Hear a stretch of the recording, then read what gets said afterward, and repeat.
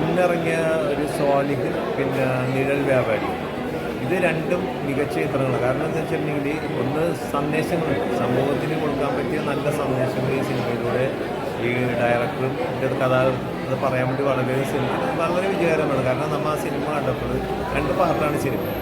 സ്വാലിഹ് ഈ മതപരമായിട്ടുള്ള കാര്യങ്ങൾ, അത് ആ സിനിമ നമ്മൾ നിങ്ങൾക്ക് അതിനെക്കുറിച്ച് അറിയാൻ പറ്റില്ല. കാരണം അതിൽ കുറേ കാര്യങ്ങളുണ്ട് പറയുന്നത്, അത് ശരിയോ തെറ്റോ എന്നുള്ളത് ഞാൻ പറയുന്നില്ല. അത് നമ്മൾ സിനിമ കാണുമ്പോൾ നമുക്കറിയാൻ പറ്റും. എല്ലാം നല്ലൊരു ചിത്രമാണ്, അതിൽ അഭിനയിച്ച കഥാപാത്രങ്ങൾ.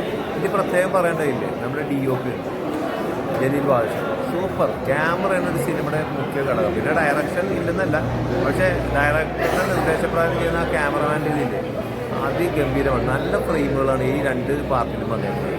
പിന്നെ നിഴൽ വ്യാപാരികളുടെ അഭിനയിച്ചിരിക്കുന്ന നായികയായിട്ട് അതിൽ ഓരോ കഥാപാത്രങ്ങളും മികച്ചതാണ്. കാരണം അതിലൊരു സർക്കാർ ഉദ്യോഗസ്ഥനായിട്ട് അഭിനയിക്കുന്ന ഒരു പുള്ളിയിട്ടുണ്ട്. പിന്നെ കറക്റ്റ് പെർഫെക്റ്റായിട്ട് കഥാകൃത്ത് എങ്ങനെയാണ് ആ കഥാപാത്രത്തെ കണ്ടത് അദ്ദേഹം ഉൾക്കൊണ്ട് അത് അഭിനയിച്ചിട്ടുണ്ട്. നമ്മൾ സിനിമ കണ്ടു കഴിഞ്ഞാൽ നമുക്കറിയാൻ പറ്റും, നമുക്ക് കണ്ട് മറന്നുപോയി എവിടെയോ കഥാപാത്രങ്ങളൊക്കെ നമ്മുടെ മനസ്സിൽ കയറി.